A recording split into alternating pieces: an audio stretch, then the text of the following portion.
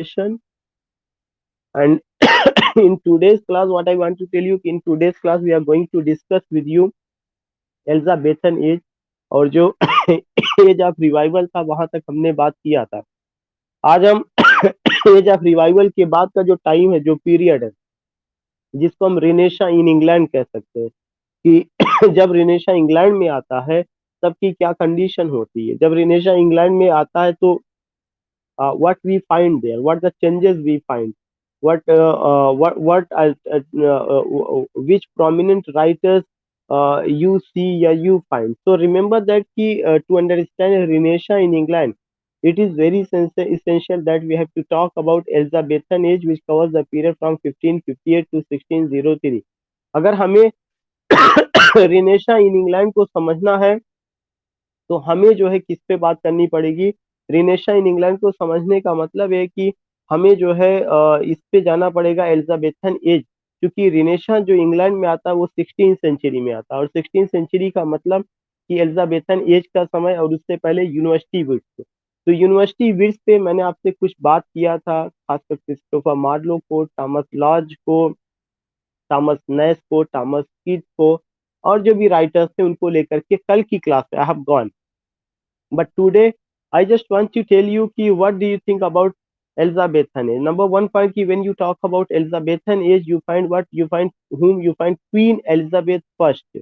जो Elizabethan age है वो क्वीन एलिजाबेथ फर्स्ट के नाम पर रखा गया है। Now in England you find whom, you find queen Elizabeth second. तो जहां तक आज की बात है क्वीन एलिजाबेथ सेकेंड है, लेकिन जिस समय की हम बात कर रहे हैं that time was what, that time was the time of the queen Elizabeth first, and at the name of that queen you find what, you find Elizabethan age. Second important point which I want to share with you, which I want to tell you, कि it covers the period from 1558 to 1603। 1558 ईस्वी से लेकर 1603 ईस्वी तक का जो period है उसको हम एलिजाबेथन एज के नाम से जानते हैं। जब आप अगर उसको एलिजाबेथन एज के नाम से जानते हैं, या वो एज जो है अगर इस तरह से रहा है, तो दूसरा इंपॉर्टेंट पॉइंट की why that age was famous, you will come to know कि that age is known as golden age of English literature. Again I would like to tell you कि उस एज को हम किसके नाम से जानते हैं, golden age of English literature. इसका मतलब कि इंग्लिश लिटरेचर का जो फ्लरिशिंग हुआ, इंग्लिश लिटरेचर का जो ब्लूमिंग होता पीरियड है, या कल्टीवेशन ऑफ लिटरेरी लैंड जो आप देखते हैं, you find it when you find it in Elizabethan as.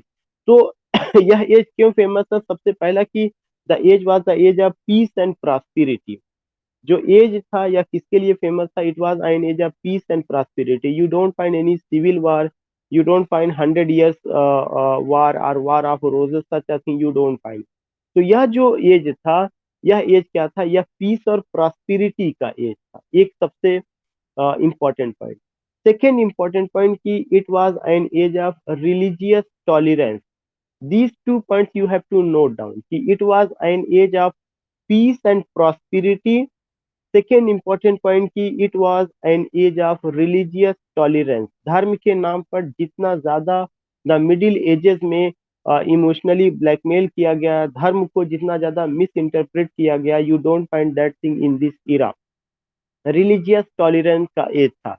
दूसरा सबसे इंपॉर्टेंट चीज की in this era you find what, in this era you find the importance of what, the importance of Renaissance और individuality या और individualism. जो ये रिनेशा था उसकी जो आइडियोलॉजी थी, उसकी जो बेसिक प्रिंसिपल्स थी, you will find that it was ultimately what, it was ultimately welcome, it was ultimately greeted, या the people stood in favor of रिनेशा। लोग रिनेशा के फेवर में खड़े होते हैं।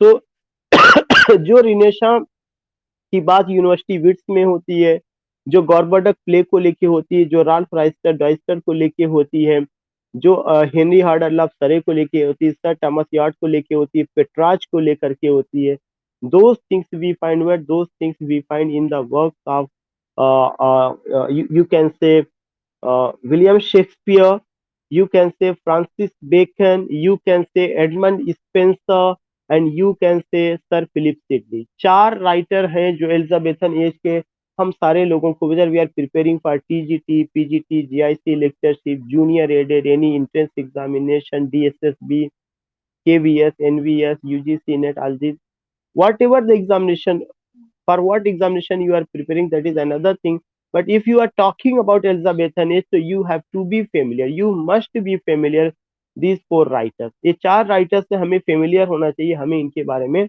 जानना चाहिए. तो मैंने आपको जो वर्ड बताया कि जो एलिजाबेथन एज था, Elizabethan age was an age of religious tolerance. It was an age of what? It was an age of religious tolerance. Second point मैंने आपको बताया कि it was an age of peace and prosperity. Third point की it was an age of the culmination of Renaissance. Try to understand the word culmination, CULMINATION. जो रिनेशा है ये अपने peak पर पहुंचता है. ये एक इंपॉर्टेंट पॉइंट रहा. रिनेशा अपनी एक ऊंचाई पर, रिनेशा पीक पर पहुंचता है. तो यह जो समय था यह क्या था? कल्मिनेशन का एज था. तो it was an age of the culmination of Renaissance. Now, the fourth point which you have to keep in your mind, that is what, when you talk about Elizabethan age, remember that undoubtedly in this age you find English drama, you find English poetry, you find English prose, but you can't say कि you find English novel. तीन चीज हम पाते हैं: English drama, English poetry, English novel, not novel, English prose and criticism. Criticism के field में sir Philip Sydney का काम होता है. So when you go Elizabethan age, when you talk about this Ira, and especially you find Queen Elizabeth, you find Stuart dynasty. So what was the contribution of that lady? Except that lady, you will come to know that in the field of literature you find a great a name, a great literary figure, that was William Shakespeare, who is, remember, yeah, who is famous as sonneteer as well as dramatist. And one thing I would like to say ki it was what? It was a golden age of English literature, especially what? Especially the flourishing of drama. यह जो age था, drama के flourishing का age था, drama के development का age था. और ड्रामा क्यों डेवलप हुआ? एक एक इंपॉर्टेंट क्वेश्चन, क्यों नहीं आप एपिक पाते हैं? Why do you not find epic? Why do you find drama, specially tragedy? Especially tragedy. You find drama because the Elizabethan people were what? They were men in action. हमेशा ध्यान में रखिएगा कि एलिजाबेथन जो people था, जो उनका spirit था, जो उनकी सोच थी, उनकी अपनी सोच में या उनकी अपनी स्पिरिट में क्या चीज नजर आता है? एडवेंचर नजर आता है उनमें. दे वर इंथुजियास्टिक पीपल, उनमें इंथुसिज्म था. दे वर मेन इन एक्शन. वे चीजों को एक्शन में लाना चाहते थे. They want to do something on what? They want to do something on the ground of reality. तो जहां एक्शन होगा, जहां इंथुसिज्म होगा, जहां एडवेंचर होगा, वहां पर ड्रामा बहुत तेजी के साथ आएगा. So this is why we find what? We find Shakespeare and some other dramatist, Christopher Marlowe, और शेक्सपियर के बाद जो है we find Ben Jonson. These dramatists we find. But remember that if anyone say कि why Elizabethan age is famous from the perspective of English literature, so undoubtedly Elizabethan age was famous for what? For drama. It was the golden age of drama. Golden age of English literature तो रहा है, लेकिन उस golden age of English literature में especially you find what? Especially you find drama. Drama क्यों आया मैं बार बार बताना चाहता हूँ कि जो एलिजाबेथन पीपल थे, they were what? They were enthusiastic people. They have enthusiasm. They were courageous people. They were bold people. They were men in action. They believed that what they think, that that thing should bring on the ground of reality. They ultimately believed in doing, not only in saying. उन्होंने जो है चीजों को करने में विश्वास किया, ना कि केवल कहने में विश्वास किया. इसीलिए वहां पे एक्शन नजर आता है, इसीलिए हम ड्रामा पाते हैं. दूसरा सबसे इंपॉर्टेंट चीज कि एलिजाबेथन एज और क्यों याद किया जाएगा? एलिजाबेथन एज इसलिए याद किया जाएगा कि in Elizabethan age we find what? In Elizabethan age we find the concept of individualism, which ultimately that is what? That is the basic characteristic of Renaissance. Renaissance in England reached, yeah, Renaissance in England came in 16th century. That was the time of what? That was the time of Queen Elizabeth. Yeah, that was Elizabethan age, and it covers the period from 1550 to 1603. But that time you find what? That time you will come to know ki that the people were interested to do work. Yeah, yeah, yeah. They were interested to perform their duties honestly under the leadership of Queen. when there is a performance, when there is a spirit to do something, surely and certainly that performance, that spirit will come in the form of drama. अगर आप में spirit है कुछ करने की, अगर आपको ये है कि now I have to perform my duty honestly, तो you will come to know कि वो सब चीजें किसकी शक्ल अख्तियार करेगा, वह ड्रामा की शक्ल अख्तियार करेगा। तो ये चीजें हम वहां पर पाते हैं कि यह एज क्या था, इंडिविजुअलिज्म का एज था। मैंने कल ही बताया था इंडिविजुअलिज्म का मतलब ये होता है कि the identity of a person, the identity of a person, and ultimately the identity of a person, the role of a man in the society।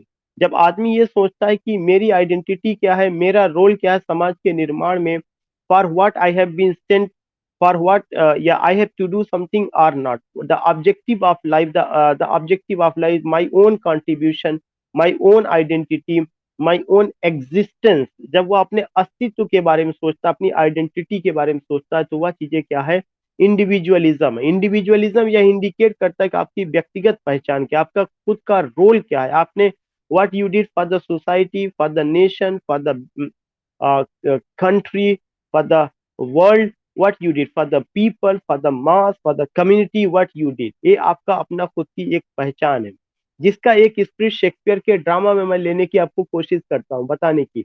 when you talk about whom, when you talk about Macbeth, Macbeth को then of कार्डर बना दिया जाता है, then of ग्लेमिस बना दिया जाता है, but Macbeth is not satisfied with that post. Macbeth में एक एम्बिशन है, वह क्या है कि मेरी इंडिविजुअल आइडेंटिटी होनी चाहिए। वह एम्बिशन इविल एम्बिशन है या good ambition I don't know, but उसके अंदर एक एम्बिशन है, I have to be the king of Scotland.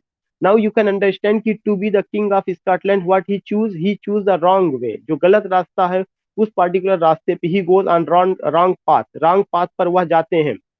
जब वो रॉन्ग पाथ पर जाते हैं तो what he did, he ultimately murdered gentle, आप कह सकते हैं कि एक तरह से humble honoured person, honoured king, king Duncan का उन्होंने मर्डर कर दिया। लेकिन उन्होंने अपनी एम्बिशन को, अपनी आइडेंटिटी को बनाने के लिए गलत रास्ता चुना।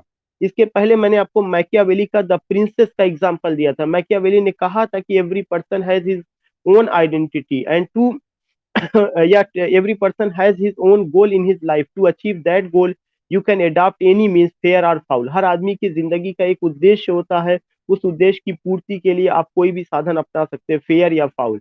तो मैकबेथ ने अपनी जिंदगी का उद्देश्य क्या बनाया, मुझे राजा बनना है, और उस रास्ते पर जाने के लिए उसने कौन सा रास्ता अपनाया, गलत रास्ता। लेकिन जो रिनेशा का स्पिरिट है, वह रिनेशा की स्पिरिट क्या था, individualism.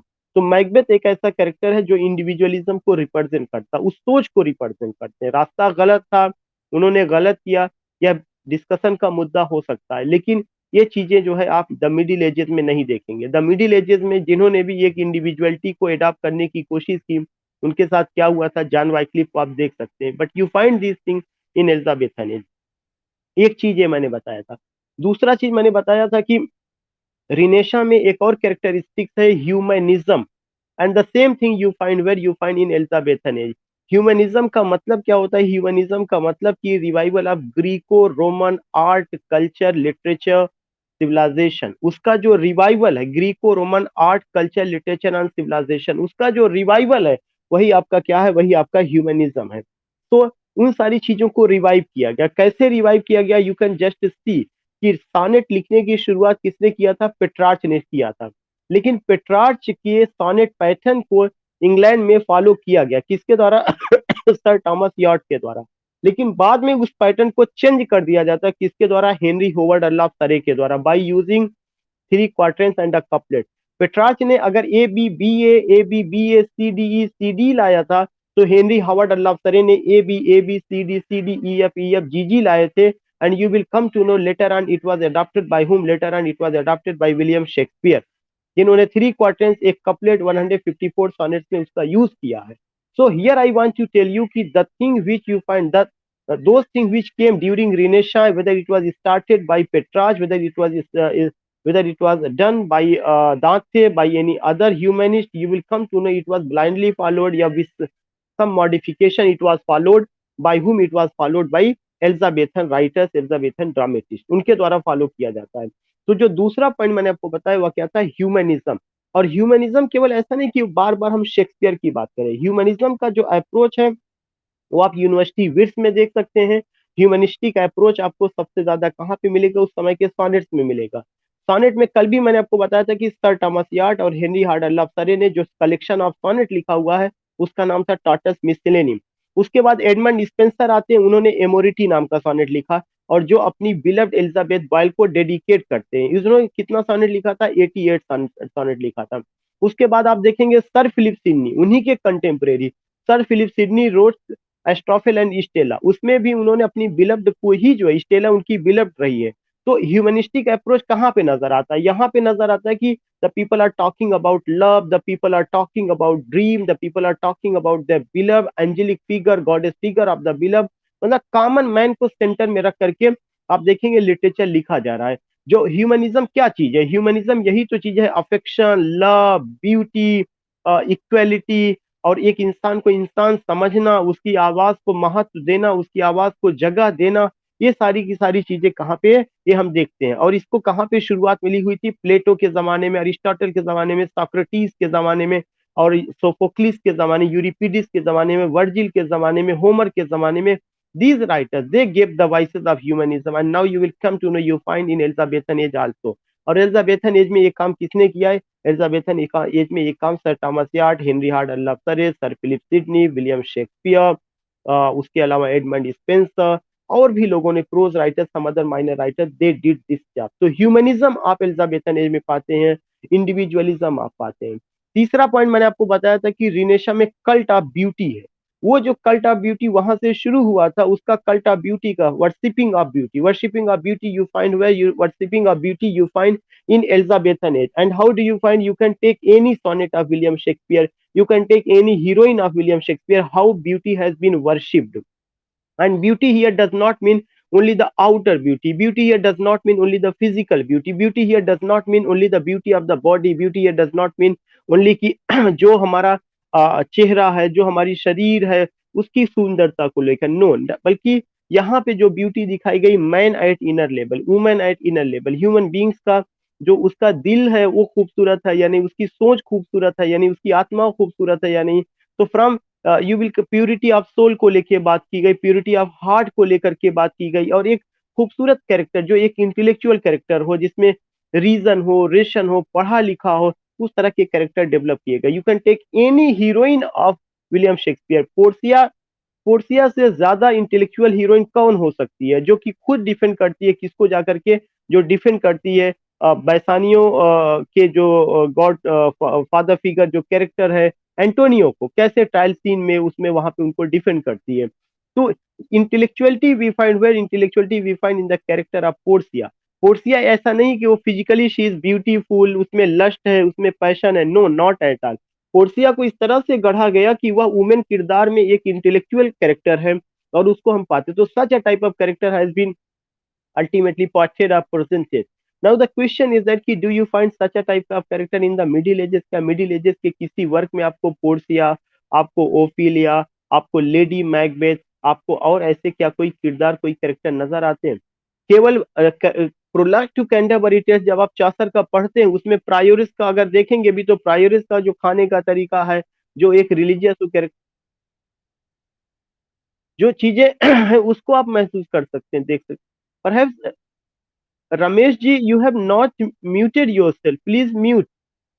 Ramesh ji, if you are getting my voice, please mute.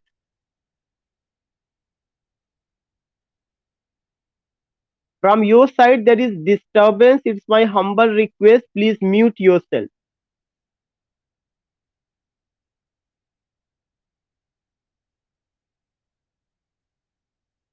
Ramesh ji, are you getting my voice?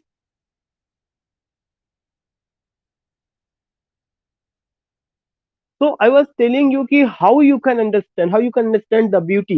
It does not mean ki you are going to study what, it does not mean you are going to study William Shakespeare. He was born in 1564, died in 1660. He has written 37 plays. He was born on Stratford upon Avon in Warwickshire. His father was John Shakespeare, mother was Mary Arden Shakespeare, wife has Anne Hathaway. No, not at all. ये चीजें तो समझना जरूरी है ही है, लेकिन ये वो उस एज का जब तक आपको ट्रेंड्स और मूवमेंट नहीं समझ में आएगा, you can't understand Shakespeare, you can't understand the beauty of Shakespearean drama, the beauty of Shakespearean sonnet. Therefore, to understand any writer and his work, किसी भी राइटर को और उनके वर्क्स को समझने के लिए, the foremost thing is what? The foremost thing is that are you familiar with the trends and movements of that era or not? First, you have to go with the trends and movement, the particular changes in the field of literature, the ideology, and so many things which you find. तो जो मैं आपसे बात कर रहा हूँ, जिस as of revival को 100 years को मैंने अलग किया था, अब हम उसको किसके पर्सपेक्टिव में बात कर रहे हैं? हम उसको इंग्लैंड के पर्सपेक्टिव में बात कर रहे हैं। पहले जो पर्सपेक्टिव बात किया गया था वह पूरे यूरोपियन कॉन्सेप्ट को लेकर के। तो being the student of English literature, हमें स्पेसिफिक होना पड़ेगा। स्पेसिफिक क्या होना पड़ेगा? हमें फ्रांस का हिस्ट्री नहीं पढ़ना है, हमें जो है आयरलैंड का हिस्ट्री नहीं पढ़ना है। हमारे यहाँ जो सिलेबस में है वो ब्रिटिश राइटर्स हैं। तो ब्रिटेन में, इंग्लैंड में लिटरेचर में रिनेशा कैसे नजर आता है, and how do you find the characteristics of Renaissance in the works of William Shakespeare, sir Philip Sidney, Francis Bacon, and you can say Edmund Spenser, it's उस पे हमें जाना है। तो what I was telling you कि when you talk about cult of beauty, कि cult का मतलब worshipping, beauty was worshipped, then how beauty was worshipped, in what way you find the beauty, beauty को वर्शिप कैसे किया गया, कैसे आप ब्यूटी को पाते हैं, और इन what way you see it, how the beauty was means in what way beauty has been presented. Do you find only the physical beauty? No, not at all. Take only one sonnet of William Shakespeare, that is, Let Me Not to the Marriage of True Minds. In that sonnet, he says that love is not love which alters when it alteration finds. It is an ever fixed mark. So, what I want to say, when you go with that sonnet, then he just make what? There is a demarcation between what? There is a demarcation between physical love and what? And spiritual love. एक demarcation उन्होंने, एक उन्होंने mark, एक वाल खड़ा कर दिया कि what is physical love, what is spiritual love. Even he himself says that कि physical love it will come to end with the passage of time, it will change, there is no immortality in physical love. Physical love will come to end, it will not remain till doomsday. But about spiritual love, about true love, he says that he, it's the gift of God, it's the celestial, it's the divine, it's the permanent, it's an ever fixed mark, like polar star. He uses the word like star. तो just as the winding बाक, उन्होंने word भी use किया हुआ था। Last में वो claim करते हैं, if this be error and upon me proved, I never writ nor no mine your love. क्या लव की बात नहीं हुई है? जो कल्ट ऑफ ब्यूटी की हम वहां पे बात करते हैं, वो कल्ट ऑफ ब्यूटी, वो humanism, do you find in the sonnet of William Shakespeare? Yes, you find. William Shakespeare talks about himself. William Shakespeare talks about his beloved Dock Lady. William Shakespeare talks about his friend W.H. William Shakespeare does not talk about any king, any queen, any courtier, any minister, any landlord, and you don't find the feudal system in the sonnets of William Shakespeare. So what you find, you ultimately find that the presence of common people, the ideology of that man, what does he think and what does he think about his own people, and the subject matter taken by that person, taken by that literary figure, you find that is the voice of the common people. If he talks about love, then love does not mean that is a specific love, that is the love of the king, queen, or anyone. But ultimately Shakespeare ने जो love को लेकर के बात किया वह क्या है? स्पिरिचुअल है, वह हर आदमी का लव है, वह हर आदमी की आवाज है, और सोसाइटी में जितने भी लोग हैं वैसे ही लव की कामना करते हैं, वैसा ही उनका अपना सोच है। So you should go with this point, you should try to take कि how do you find Renaissance, how do you find humanism, how do you find cult of beauty, how do you find individualism, all these things. क्या इसके पहले जो है बात होती थी the Middle Ages में? No, not at all. Second important point कि when I was telling you कि it was an age of globalisation, it was an age of navigation, यह नेविगेशन का एज था। तो नेविगेशन के एज को अगर आपको समझना है तो सबसे इंपॉर्टेंट चीज आपका क्या हो सकता है? The Tempest. जो द टेम्पेस्ट उनका वर्क है, उस द टेम्पेस्ट में आप अच्छे ढंग से देख सकते हैं कि कैसे एक दूसरे आइलैंड पर लोग जाते हैं, कैसे वहां पर जो है अपनी बस्ती को बसाते हैं और वहां की कल्चर पर अटैक करते हैं। ये चीजें कब होती है? When you leave your place and go another place. जैसे britisher left what? Britisher left their own nation and they came where? They came in Asia, they came in, they went where? They went in Africa. So you will come to know कि यह चीज क्या था। East India company कब बनती है? East India company 31 दिसंबर 1599 कहीं पर 1600 ईस्वी में। और जब ईस्ट इंडिया कंपनी बनती है तब किसका रिजीम था? क्वीन एलिजाबेथ का रिजीम रहा, उन्हीं के समय में ये चीज आती है। So what I want to say, what I want to tell you, कि when you go with these things, when you go with these things, then always remember that कि if you take a concept navigation, तो navigation कहाँ पर है? How do you find navigation? How do you find? Yeah, may I know, are you getting my voice? Okay, actually on my screen there is a it's showing unstable network. So I was telling you, you can understand, if I use the word कि it was an age of navigation, तो क्या केवल मेरे कहने से मान लिया जाएगा? मेरे कहने से नहीं मान लिया जाएगा. I have to prove it. The scientific study of literature says कि if I give any point, I have to prove it. I have to tell you कि where do you find the concept of navigation in the works of William Shakespeare. I have to tell you where do you find the concept of love in the works of William Shakespeare. Where do you find the concept of humanism? Where do you find the cult of beauty? Where do you find other characteristics of Renaissance in the works of William Shakespeare, in the works of Edmund Spenser, in the works of? This is why before taking any writer, those writers who are prescribed in your syllabus, those writers who are prescribed, those writers who are the part of your curriculum, it is very important. First, you have to go with the age in which they were born, in which they were lived, especially trends and movement. Then you will come to know the basic characteristics of the works of that particular writer.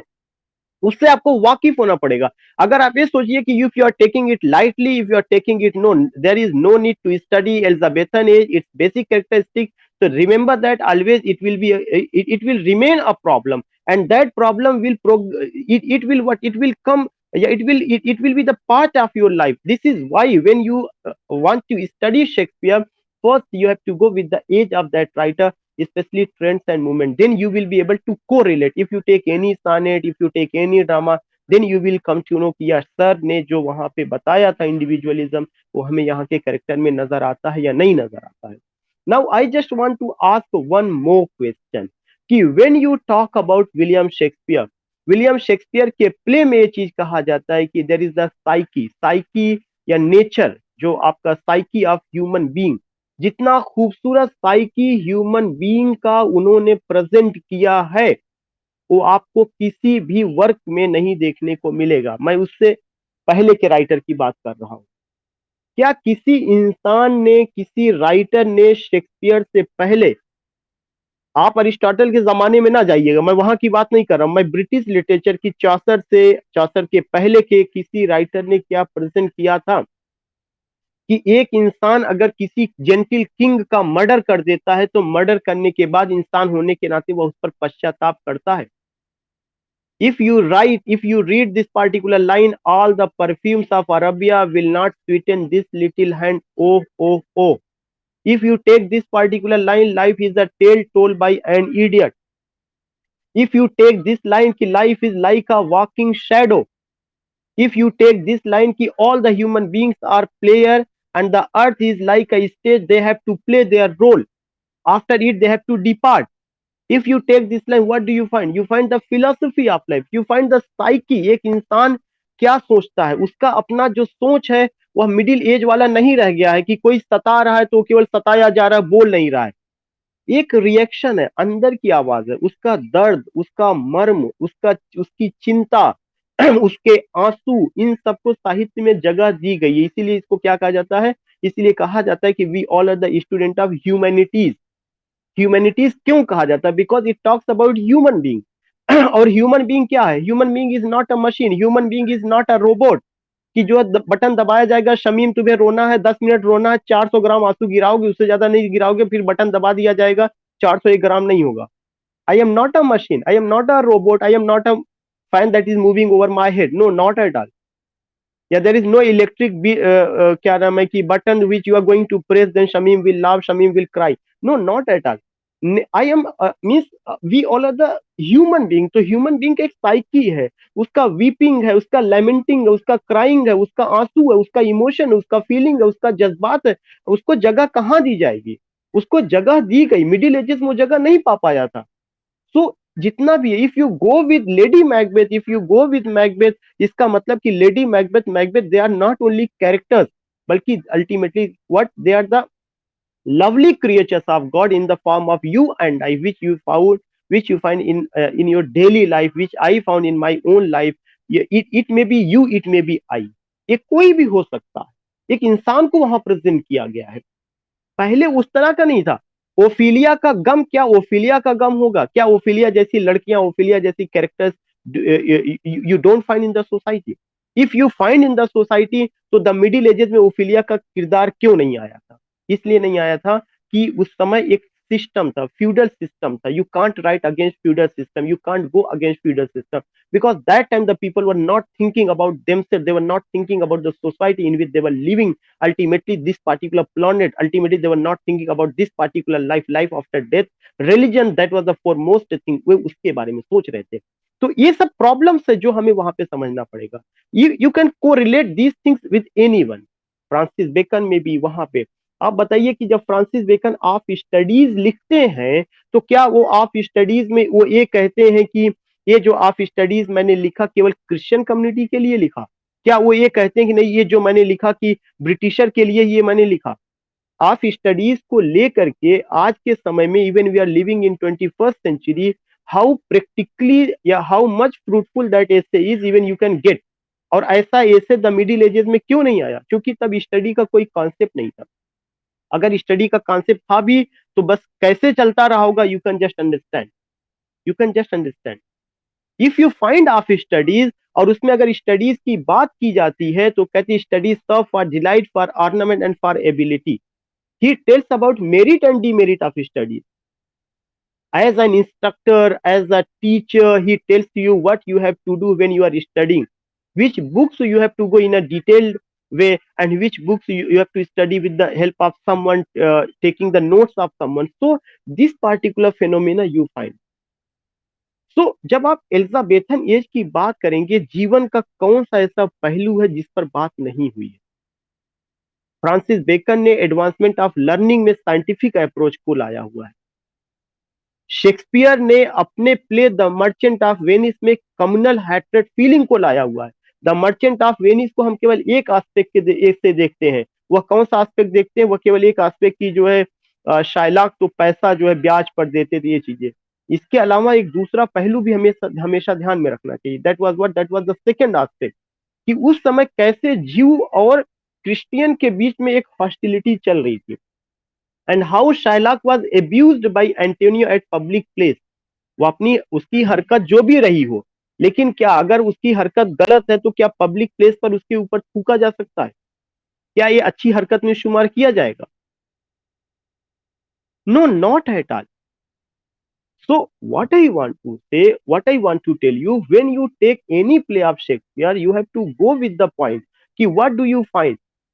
Communal hatred feeling, evil ambition, उसके अलावा concept of revenge. Elizabethan age में concept of revenge बहुत हावी रहा, जो आप किसमें पाते हैं? हैमलेट में पाते हैं। Jealous nature, racial feeling, Othello में कैसे एक मूर, ब्लैक मूर जो है क्या हो सकता है कि जो है व्हाइट से शादी कर सकता है, डेस्डिमोना कैसे उसकी हो सकती है। इयागो जैसा विलेन, इयागो जैसा विलेन, यह ह्यूमन नेचर ही तो है। Do you find such a beautiful character? who that these characters, what these, they are not only characters, but ultimately I tell that they are what they are, they reflect your life and my life। वे आपकी और मेरी जिंदगी को reflect करते हैं। Do you find these characters in the middle ages? No, not at all। if Macbeth says frailty thy name is woman, to be or not to be, what a piece of work man is, a very lovely soliloquy, what a piece of work man is Renaissance को। Man कितना lovely piece है। पहले क्या man के बारे में कहा जाता था what a lovely piece man is? Exploitation हो रहा है, मैन को बोलने का कोई राइट नहीं है, कुछ भी नहीं। इवन व्हेन यू टेक, ये तो मैं एक हल्का सा एग्जांपल आपको दे रहा हूं, when you take Shakespearean comedy, in that comedy you find what? In that comedy it has been said that the course of true love does not run smooth। True love का जो रास्ता होता है वह कभी भी आसानी से नहीं जाता, उस पर जो आदमी चलता है उसको डिफिकल्टीज का सामना करना पड़ता है। क्या शेक्सपियर ने जो दर्शन उस समय बताया था, क्या आज ये बदल गया है? Shakespeare says that marriage is the fruit of what? Marriage is the fruit of love. Shakespeare says that कि जो शेक्सपियरियन कॉमेडी है it ends with the ringing bell of marriage. क्या मैरिज का इंपॉर्टेंस आज खत्म हो गया? क्या लव का इंपॉर्टेंस खत्म हो गया? या लव के बारे में, मैरिज को लेकर के what he said, is it valuable in today or not? Is there any utility of the ideology of William Shakespeare? तो जिस सोसाइटी में आप रह रहे हैं, उन्होंने सोसाइटी की बात की। शेक्सपियर ने आपको ये ख्वाब नहीं दिखाया कि how the heaven is, how the hell is, what will happen after death, how God is, how king is, how queen is, how minister is. Super natural character है, विचेस है, गोस्ट है, फेरीज है, but ऐसा नहीं कि वो hero या heroine बन गई। हीरो और हीरोइन कौन रहा है? आम आदमी ही रहा है। शेक्सपियर ने एंजिल के बारे में नहीं बात किया। शेक्सपियर ने यू कैन से कि सेटन के बारे में नहीं बात किया, गॉड के बारे में नहीं बात किया। He was the voice of the common people, common man. आप कह सकते हैं कि कॉमन मैन कैसे, उन्होंने तो राजा और रानी को लेके बात किया। राजा और रानी वे पोस्ट के हिसाब से हो सकते हैं, लेकिन उनको उन्होंने एक इंसान के रूप में प्रेजेंट किया कि they also cry, they also weep, they also laugh, they also lament, they have also tears, they also smile. Means जो हम और which you and I feel, सब कुछ वो फील करते हैं। तो शेक्सपियर जिन्होंने 154 सानेट लिखा, जिन्होंने 37 प्ले लिखा, जिसमें 10 हिस्टोरिकल प्ले रहा है, जिनके प्लेस को डॉक्टर डाउडेन जो है उनके लिटरेरी करियर को 4 हिस्सों में बांटते हैं। शेक्सपियर जिन्होंने long narrative poem Venus and Adonis लिखा, रेप ऑफ लिक्रीस लिखा। जब भी when you talk about Elizabethan age, when you talk about renaissance, you find the characteristics of Renesha, you find the characteristics of Elizabethan age in the works of William Shakespeare। क्योंकि मैं अभी Shakespeare पढ़ा नहीं रहा हूं, इसलिए उस पर नहीं, मैंने एक हल्का सा बताया। उनके एज का मतलब शेक्सपियर। और ड्रामा क्यों आया? Always you have to keep in your mind कि because Elizabethan people were what, they were men in action, they were men in action, they were enthusiastic people, courageous people, they were bold people, they have a spirit, they want to do something, what the idea they have, they want to bring it in their on the ground of reality। This is why drama came instead of what, instead of epic। और आप देखेंगे कि जब John Milton का जमाना आता है तो वहां पे ड्रामा नहीं आता, वहां पे एपिक आता है। Paradise last and paradise again. क्यों? जॉन मिल्टन के जमाने में द पीपल वर व्हाट, वहां पे थॉट इंपॉर्टेंट था, एक्शन इंपॉर्टेंट नहीं था। वहां सोच इंपॉर्टेंट थी, आइडियोलॉजिकल पर्सपेक्टिव इंपॉर्टेंट था। वहां पे थॉट इंपॉर्टेंट, एक्शन इंपॉर्टेंट नहीं था। This is why you find what, this is why you find epic. things have been narrated, things have not been performed। where there is performance, where there is action, there is drama। जहां performance है, जहां action है, वहां drama होगा। और जहां पे thought है, stories are going to be told, stories are going to be narrated. Where there is the art of telling method, all these things we find, वहां पर क्या आएगा? एपिक आएगा, वहां पे बैलड आएगा, वहां पे शॉर्ट स्टोरी आएगी, नॉवेल आएगी। तो एक ये चीज है। जब आप किसकी बात करते हैं? एडमंड स्पेंसर की बात करते हैं, then you come to know कि एडमंड स्पेंसर क्या थे? पोएट थे। एडमंड स्पेंसर को लेकर के जब बात की जाती है तो पोएट का जो टाइटल है, we know it very well, it was given by whom? Charles Lamb के द्वारा। लेकिन एडमंड स्पेंसर को जो है क्वीन एलिजाबेथ के कोर्ट में किसने इंट्रोड्यूस किया था? सर फिलिप सिडनी ने। और अगर आप देखेंगे कि एडमंड स्पेंसर अपने समय के बेहतरीन पोएट, उनके भी लिखने का तरीका क्या है? उनके भी पोयम में लव है, उनके भी पोयम में लिरिक है, इमोशंस है, फीलिंग्स है, सब्जेक्टिविटी है। इसके अलावा जो है रिनेशा की जितनी कैरेक्टरिस्टिक्स है, humanism, individualism, cult of beauty, patriotism, and even you will come to know marriage, death, life, tears, smile, joy, dark side, light side, all these things you find, सब कुछ उन्होंने रखा। तो you can take any poem. Shepherd's Calendar को ले लीजिएगा। Shepherd's calendar में जो है क्या किया गया है कि 12 मंथ का जो कंट्री साइड ब्यूटी इंग्लैंड का, उसको उन्होंने बयां किया है। एमोरिटी कलेक्शन ऑफ सोनेट है, उसमें उन्होंने अपनी बिलव्ड एलिजाबेथ बॉयल को लेकर के अपनी लव का इजहार किया है, ब्यूटी की बात उन्होंने किया हुआ है। You can take the two lyrics, जो एपिथैलेमियन और प्रोथैलेमियन, जो सेल्फ मैरिज सॉन्ग है, अदर्स मैरिज सॉन्ग है, तेहरा गीत जिसको कहा जाता है। अगर आप उसके अलावा आप लेते हैं तो उनकी जो और पोएम्स रही है, if you go another poem that is what, that is a masterpiece, Faerie Queene, जो एपिक फॉर्म में है। 6 बुक्स आपको होती है, टोटल 7 रही थी, 7 वाज बर्न। तो इस तरह की चीजें उनके भी वर्क में। If you epithalamian self marriage song, prothalamian others marriage song. And when you take what, when you take sir Philip Sidney, you find कि सर फिलिप सिडनी को अगर देखा जाए तो पहले क्रिटिक थे, क्रिटिकल व्यू जो है खासकर पोएट और पोइट्री को लेकर के, it was given by who, it was given by sir Philip Sidney, and apology for poetry Stephen Gosson के खिलाफ उन्होंने लिखा हुआ था एक रिप्लाई में। So remember that when you find this person, especially sir Philip Sidney, जो कि एक कोर्टियर भी थे, क्वीन एलिजाबेथ के दरबार में उनका बड़ा सम्मान था, and other point you will come to know कि उन्होंने बेहतरीन सॉनेट लिखा, एस्ट्रोफिल एंड स्टेला, स्टेला उनकी बिलव्ड पेनिलोप डेवरेक्स, उन्होंने एक आर्केडिया नाम का प्रोज रोमांस लिखा। तो we have to go with these writers. Arcadia किसका है, एस्ट्रोफिल एंड स्टेला किसका है। आप कह सकते हैं सर सर फिलिप सिडनी आप हमें क्यों पढ़ा रहे हैं। मैं आपसे जनरल क्वेश्चन पूछना चाहता हूं कि क्या एस्ट्रोफिल एंड स्टेला पूछा नहीं गया है? क्या सोनेट आपके फॉर्म्स ऑफ पोइट्री में नहीं आया है? तो जो सोनेट होगा वो किसी ने भी लिखा होगा, वो तो पता होना चाहिए ना। सोनेट किसी ने भी लिखा होगा, चाहे एमोरिटी होगा, चाहे एस्ट्रोफिल एंड स्टेला होगा, चाहे हॉली सोनेट होगा, चाहे पुर्तगीज सोनेट होगा, डडन सोनेट होगा, या जो है क्या कहते हैं कि इंडिविजुअल कोई sonnet the world is too much with us होगा, लंदन 1802 होगा, टू शेक्सपियर होगा, what is the sonnet has been written we must know. तो उससे हमें लिरिक, अगर हमारे यहाँ सब्जेक्टिव फॉर्म ऑफ पोइट्री का हिस्सा, तो लिरिक जो इंपॉर्टेंट लिरिक्स है वो तो हमें जानना चाहिए ना। क्या विलियम ब्लेक का द टाइगर द लैम जो मोस्ट फेमस लिरिक है कभी पूछा नहीं गया? पूछा गया है।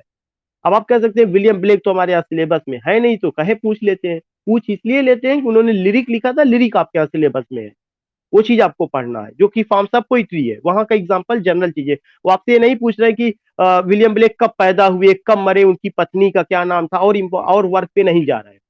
आपसे एक्सपेक्ट किया जाता है कि when you are going the particular age you must know those authors who are not in your syllabus, but if they have contributed in the field of poetry, specially lyric में, sonnet में, तो उस work को आपको वाकिफ होना चाहिए। This things we find. तो आर्केडिया, एस्ट्रोफिल एंड स्टेला, और उनका एक महत्वपूर्ण कंट्रीब्यूशन की he introduced whom Edmund Spenser in the court of queen Elizabeth. This is another important.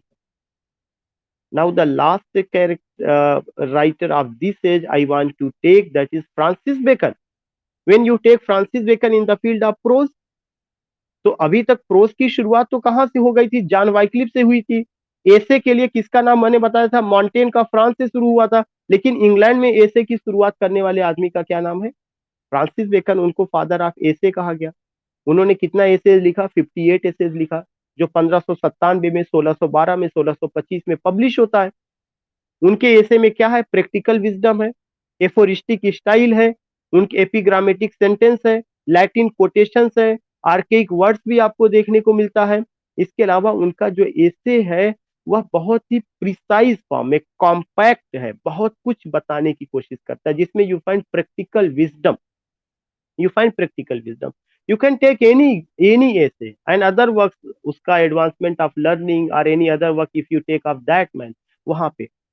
और ऐसे में भी उन्होंने कौन सा ऐसे लिखा? फॉर्मल ऐसे। 2005 के टीजीटी में क्वेश्चन आया था कि फॉर्मल ऐसे का दूसरा नाम क्या है? फॉर्मल ऐसे का दूसरा नाम आर्टिकल है। फॉर्मल ऐसे की दूसरा नाम आर्टिकल है। So you can go with this point, you can go with this point, you have to remember formal essay, article, Francis Bacon, 1597, 1612, 1625, 58 essays, practical wisdom, aphoristic style, and other thing means you can say epigrammatic sentences, Latin quotations, archaic words, all these things you have to go. मॉन्टेन ने तो शुरू किया, लेकिन मॉन्टेन ने जो ऐसे लिखा था उसमें ऑटोबायोग्राफिकल एलिमेंट है। बेकन में ऑटोबायोग्राफिकल एलिमेंट नहीं है। बेकन जो है एक इंस्ट्रक्टर के रूप में, एक टीचर के रूप में आपको आते हैं। He teaches you, he gives you instruction, he doesn't make any intimacy with the reader. वो अपने दिल का हाल आपको नहीं सुनाते, वो आपको डायरेक्ट इंस्ट्रक्ट देते हैं, you have to do this, you have to do that. So in this way, in a very light way, I have gone with Elizabethan age, और उन राइटर को थोड़ा थोड़ा हमने बात किया है. तो I hope now you are in position to understand. If you have any query related to this particular age जो आज हमने डिस्कस किया, you can ask and let me take some literary terms. Literary terms जो मैं पढ़ाऊंगा वो मैं video को ऑफ करके व्हाइट बोर्ड को शेयर करके पढ़ाऊंगा. इसलिए अगर आपकी कोई क्वेरी हो, एक या दो लोगों का अगर कोई क्वेरी हो, तो within 1 minute I would like to take that.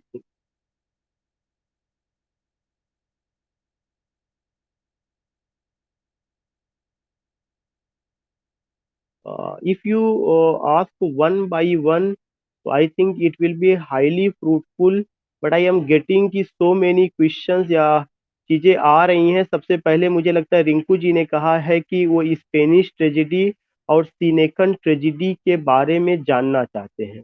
तो रिंकू जी, मैं सही हूँ? आपका ही क्वेश्चन था.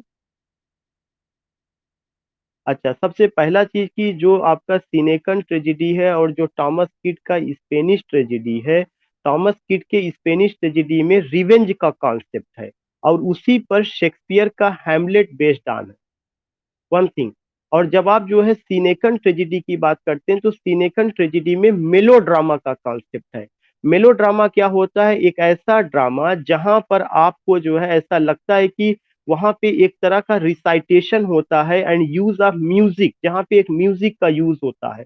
मेलोड्रामेटिक भाव. इसके अलावा उसमें भी हॉरिबल एलिमेंट होगा, सेंसेशन होगा और फियरफुल एटमॉस्फियर होगा जो ट्रेजेडी का हिस्सा होता है. लेकिन वहां पे म्यूजिक का भी यूज होता है. That is the melodramatic situation.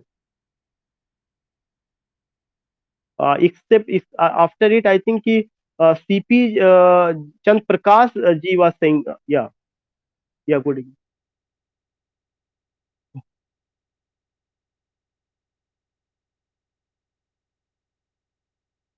बेशक बेशक फादर ऑफ इम्पर्सनल ऐसे वहीं से ही शुरू होता है इंग्लिश लिटरेचर में. बेशक. क्योंकि उनके ऐसे में ऑब्जेक्टिविटी है. जब वो फादर ऑफ ऐसे हो रहे हैं, तो जब और उनके ऐसे में ऑब्जेक्टिविटी और इम्पर्सनालिटी नजर आती है, तो you can go and even you will come to know the book which you have an Imran guide to English literature when you go understanding prose. ये साफ साफ उसमें ये लाइन लिखा गया है कि उनके ऐसे में ऑब्जेक्टिविटी और इम्पर्सनालिटी.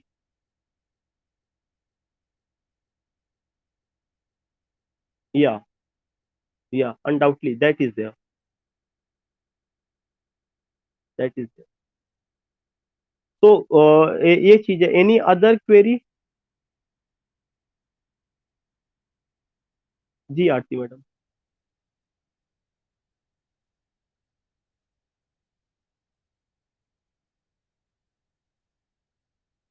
या it's recorded. The whole answer is available on my YouTube channel. उसमें जो रखा गया है MCQ 1 से 28, फिर उसके बाद 29 से जो है 64, ऐसे ही करके चार वहाँ पे वीडियोस हैं, वो है. अगर अगर वहाँ पे आपको नहीं समझ में आता है, तो PDF फाइल अगर आपके पास होगा तो समझ में आ जाएगा, क्योंकि वहाँ पे फॉन्ट जब रिकॉर्ड के बाद जा रहा है बहुत छोटा हो जा रहा है. But if you have PDF file तो आंसर वहाँ से आपको मिल जाएगा, and that's the explanatory answer. Okay. Any other query?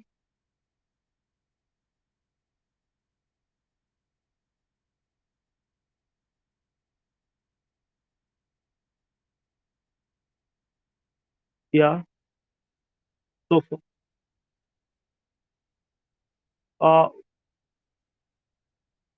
Sophocles.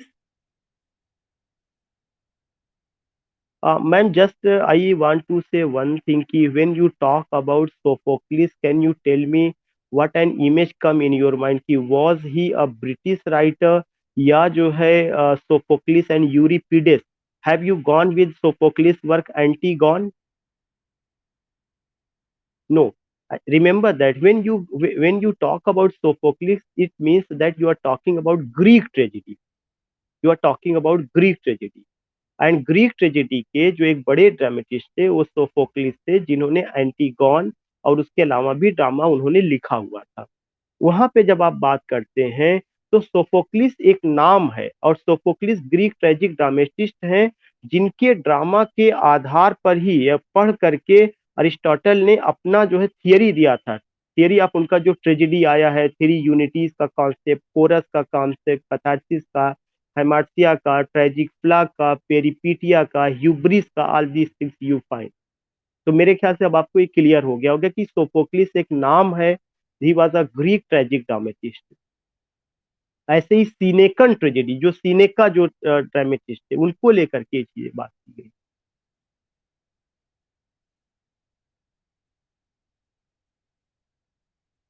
Oh. Now let me start literary term, and for it I have to put I have to mute my video and just sharing with you. Yeah, may I know what's the time?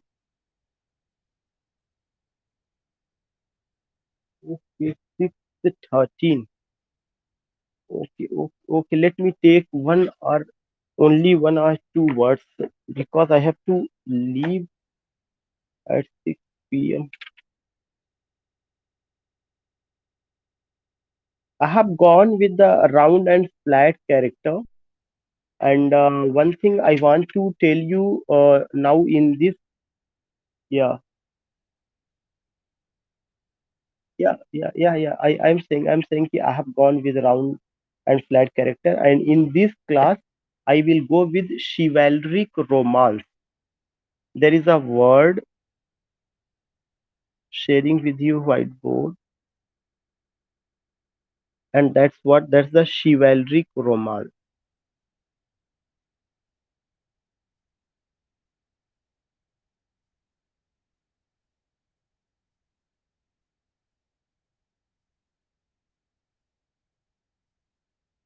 And when I talk about this particular word chivalric romance, then remember that this particular romance is also known as medieval romance. तो सबसे पहला चीज कि chivalric romance ये किसको refer करता है? It also refers to medieval romance. Medieval,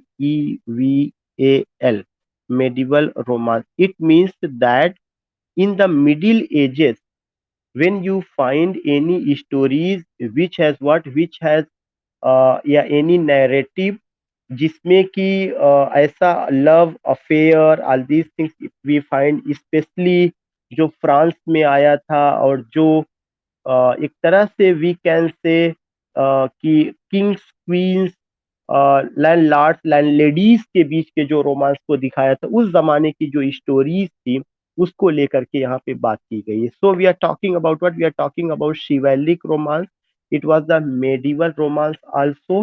and second point की इसके बारे में, a type of narrative that developed in 12th century France. A type of narrative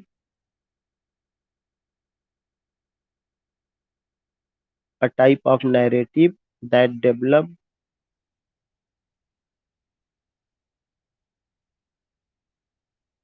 in 12th century France.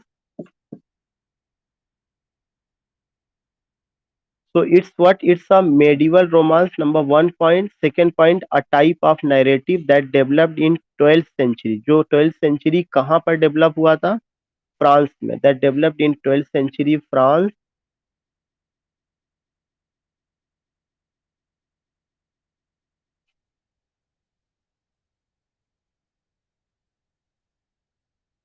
Now the next point which I want to tell you, that is the third point. What do you mean by romance? Romance originally signified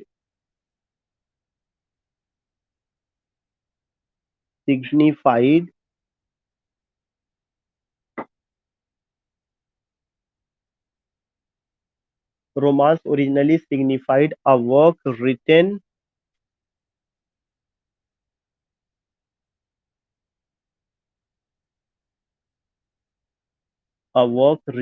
in the French language.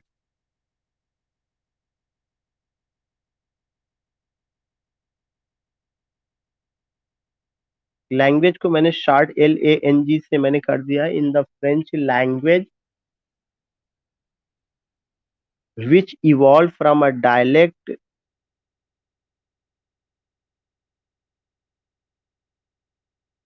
from a dialect which evolved from a dialect of the Roman language Latin of the Roman language Latin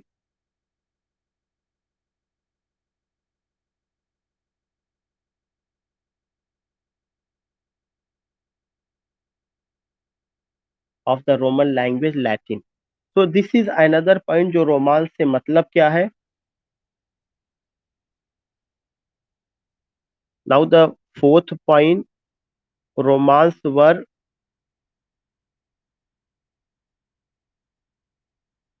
romances were first written in verse,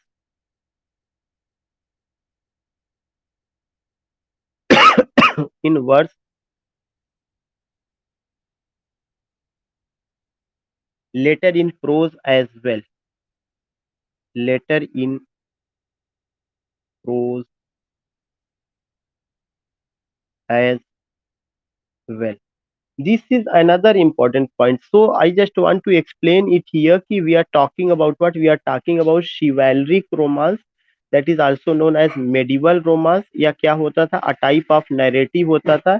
एक एक कहानी बताई जाती थी और यह कहानी का जो सेटिंग होता था मेडिवल एज, और वो यह जो रोमांस होता था फेरी और नाइट के बीच में हो सकता था. You can just take the example La Belle Dame sans Merci, उसको अगर आप लेना चाहें.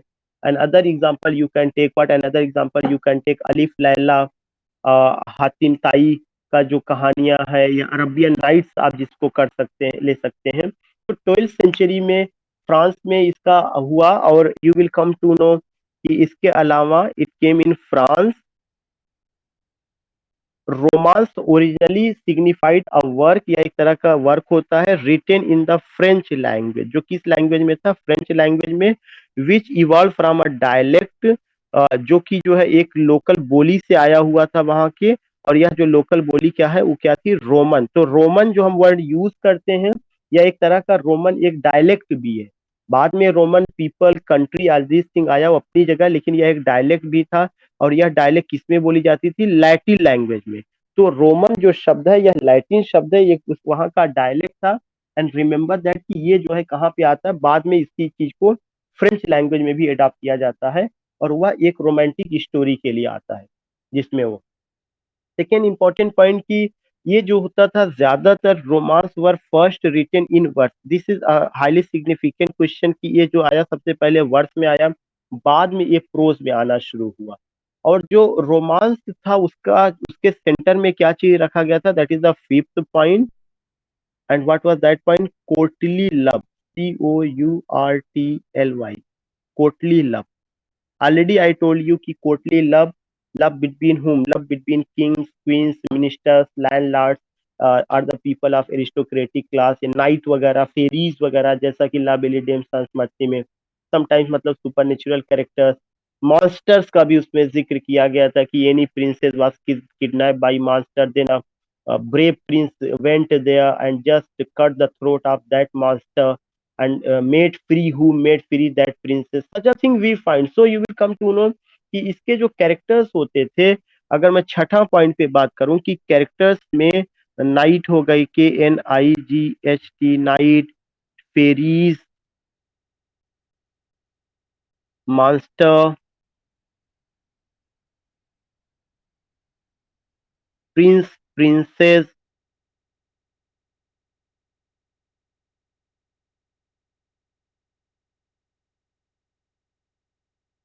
Prince, princess, all these things will you will find. मैंने बताया ना, इस पे बहुत सारी movies, even you can just see, you will find कि कैसे लिखा गया ऑल दीज थिंग्स. तो इसका अपना ये चीजें रही. And even you can take some example. सातवें पॉइंट में मैं कुछ एग्जाम्पल बता दूं किस तरह की स्टोरीज कहाँ पे एग्जाम्पल, ग्रेसिया, चॉसस, Troilus and Cressida.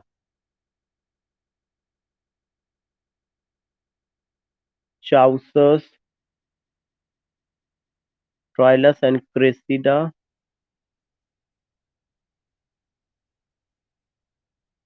CRESS, not CRESS, CRISEYD, वही स्पेलिंग लिखा जाए,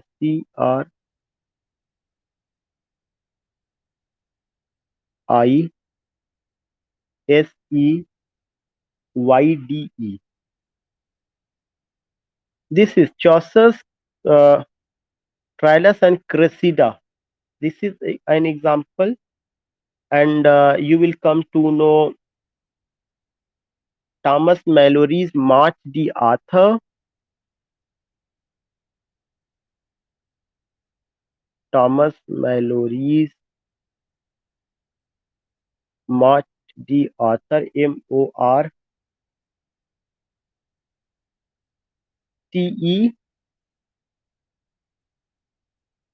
Arthur, ARTHUR. ये एग्जाम्पल रहा है. Now the next work.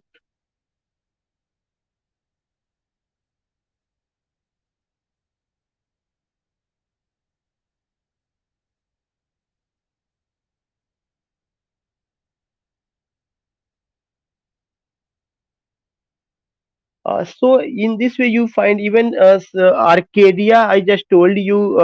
Now जो एक प्रोज रोमांस की अगर बात की जाएगी तो सिडनीज का आर्केडिया प्रोज रोमांस की मैं बात कर रहा हूँ. सिडनीज Arcadia, that was the prose romance. In this way you find कि such a thing you find another work Sir Gawain and the Green Knight करके रहा है, Tristan Isolde करके. Such a thing you find, but the important point कि Troilus and Cressida you have to remember. You have to remember Marty D. Arthur. You have to remember Sydney's Arcadia. These things you have to remember. So now I'm concluding here. Just I have taken only one word. There will be no class. मैंने बताया कि कल कोई class नहीं है. Therefore don't wait for class tomorrow in the evening. We will meet on Sunday इस session के लिए. और संडे को हम टाइम आपको बताएंगे, व्हाट्सएप ग्रुप पे डाल देंगे. If you have any if you have any query or any point, you can just send your query in group. जो लोग इलाहाबाद से हैं उनको मैंने पहले बता दिया कि now the book is available in Allahabad. You can contact there or just tell to your friends who are living in any other part. They can access, they can go there and purchase that book. Okay. Morning का we don't have to talk, otherwise the people will be confused. Morning में जो class थी वो अपनी जगह पे चलेगी, क्योंकि वो पीजीटी के राइटर जो लास्ट बचे हैं उनका चल रहा है उस बैच का. उसमें जो है वो बात वहाँ पे होगी. ग्रुप में मैं मैसेज कर दूंगा.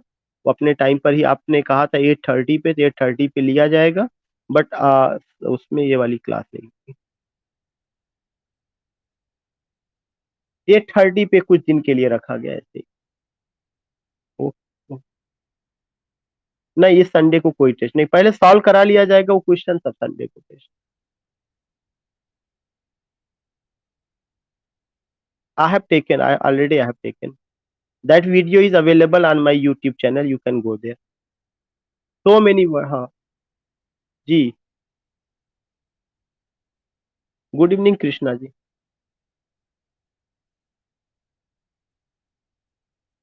आपकी बुक आई नहीं है. मेरे यहाँ दो बुक वापस आई है कृष्णा जी. आपने इलाहाबाद का एड्रेस दिया था, मुझे डाउट हो रहा है शायद आपकी आना चाहिए, क्योंकि इलाहाबाद में डिलीवरी तो बहुत अच्छी हुई थी, लोगों की पहुंच गई है. But let me check it today. मैं देखना चाहता हूँ, अभी शाम को मुझे बुक मिल जाएगी तो मैं देखता हूँ किसकी है. अगर होगा तो मुझे फिर से भेजना पड़ेगा. आपका एड्रेस पता नहीं, जिस एड्रेस पे आपने दिया था वहां पे क्या मामला हुआ. पहले तो देख लिया जाए किसकी वापस आई है. हाँ ठीक है, ठीक है. जी Shilpi ji, you are saying something, Shilpi जी.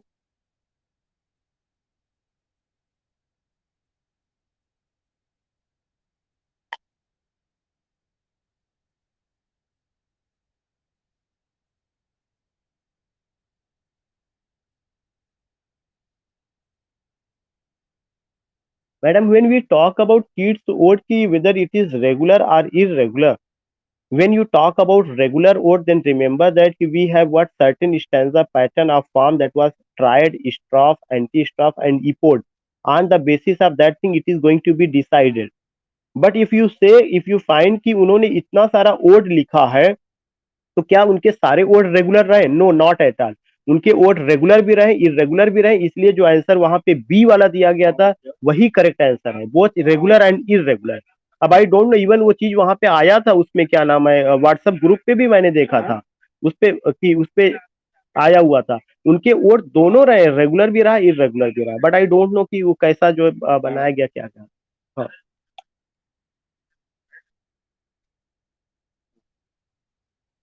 वैसे इस तरह का अगर चीजें थी, और अमूमन ये चीज देखा गया कि जहां पर बोथ करके दिया जाता है, बोथ ए एंड बी, वैसे रखा जाता है, वही चीजें थी। But when I as far as I think, उनके दोनों उन्होंने लिखे हैं रेगुलर और इरेगुलर दोनों पैटर्न के। या we have to take tick on A and B. और अगर किसी को और भी जानकारी है तो जरूरी नहीं है कि शमीम परफेक्ट हो, हम लोग आपस में एक दूसरे को जानकारी शेयर कर सकते हैं, बात कर सकते हैं। हो सकता है कि उससे और सबका भला हो जाए, हो सकता है कि आप अगर कोई चीज शेयर करें तो मेरी नॉलेज में भी इजाफा हो जाए। अगर मैं कोई चीज अपने एक्सपीरियंस पर या जो मैंने पढ़ा उस पर कह रहा हूँ, तो आप उसके आगे भी बात कर सकते हैं, किसी को अगर इस पर और जानकारी हो।